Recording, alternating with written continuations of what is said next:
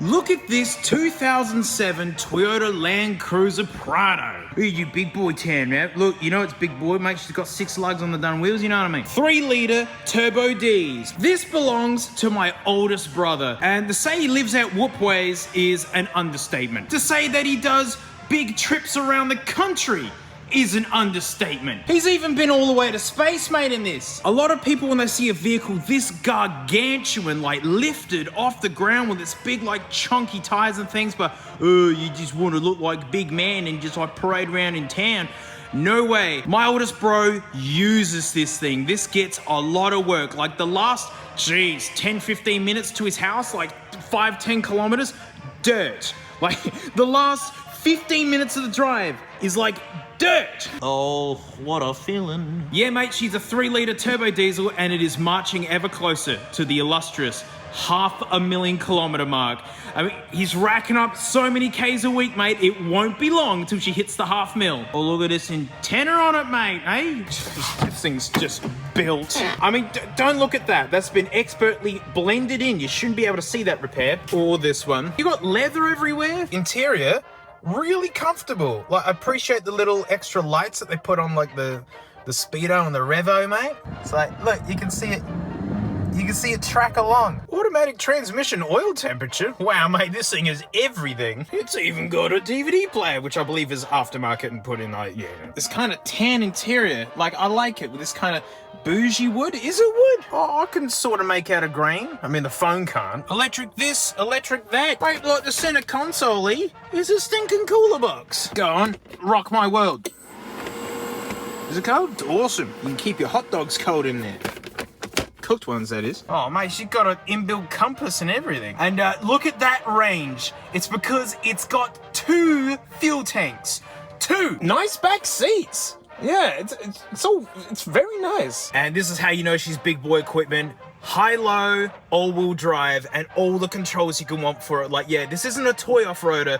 This is a stinking real one, mate. I get all Aussie Adventures vibes out of this. Oh, look, see, mate, she's on the radio and everything. That antenna on the front is not for show, which is important because he's one of those local heroes who's a volunteer firefighter and he takes it very seriously, does all the training, all the everything. Mate, he's been out there, he's done it. And so having a vehicle like this that really can get into proper spots out in whoopways to assist people, this is a freaking hero's car, mate. I love this. This giant opening. Oh, goodness. This door is so big. A lot of animals in and out of this thing, and the fact that it's a gargantuan wagon sans just troop carrier, he's found it very useful. Is this more storage? Ow! Oh, I just hit my knee on that. Look at this dust. That's how you know this is being used properly. It's an actual tool for a job.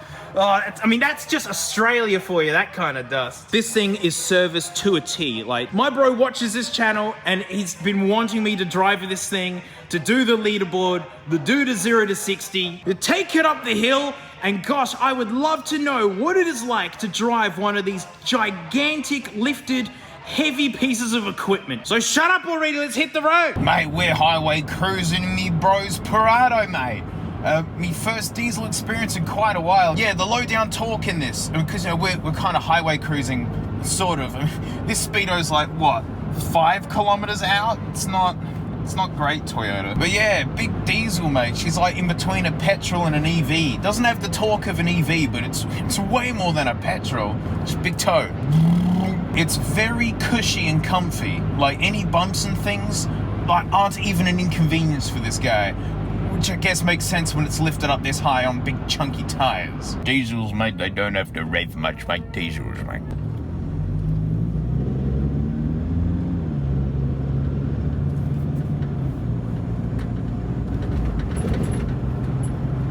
Taming these poorly constructed roads. South Road is the ultimate test for suspension and things, because this road is garbage. Oh, I hate South Road so much. It's not as smooth and comfy as the CLS with its special air ride suspension and it being basically a limousine, but you know, this is up there.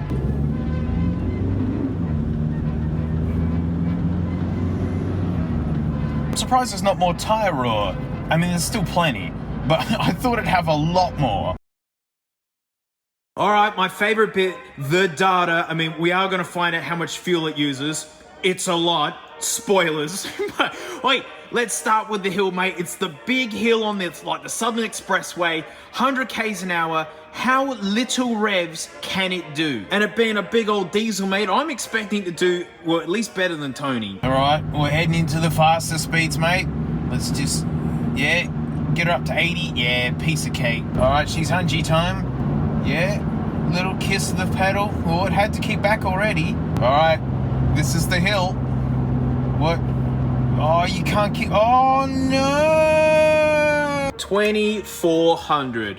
Yeah, I mean, there you go. Big engines do this better, but, you know, same as the 2.3 litre diesel van. Oh, well, I mean, hey, still not bad. Now it's time for 0 to 60 kilometers an hour. That's like residential speeds. Those are the speeds most people are getting up to all the time. Like, very rarely do I get the chance to zooch from 0 up to highway speeds. I know in America you can, because you guys are basically made of highways. 3 litre turbo D's nuts, Prado. Load her up. And oh wow. Go, go, go.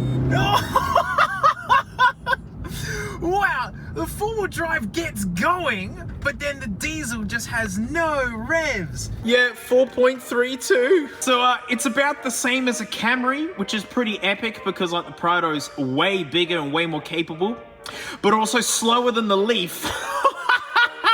But what about the G-forces? Well, first all-wheel drive car on the list. You know, the big fast ones tend to like throw you into the seat harder. That's what this is. How hard are you being pushed into the seat? Stinking Prado, mate. 0.74. It was the most brutal out of the gates feeling thing. That four-wheel drive grip, mate, but then just the turbo diesel just running out of puff. I mean, there's a bit of a Tony thing happening here because like, look at the Nissan Leaf. It's down way at the bottom, and yet it's faster than the Prado. And Tony is the slowest idiot here, and it's actually mid-tier on the like G-Force board. Main event though, the leaderboard. How much diesel does it use? Starting with the city route, which is brutal. Stop, start, right? It's meant to be difficult and use lots of fuel. 28.41. 28! That's a 5 litre 90s Falcon sitting above it there at 18. Cool! And the highway speeds, 110 k's an hour. Yeah, I don't live in Germany. No, I don't live in the US. 110 as fast as I can go. But a lot better. 10.83. That's only a little bit worse than the donkey van. 10 litres worse in the city.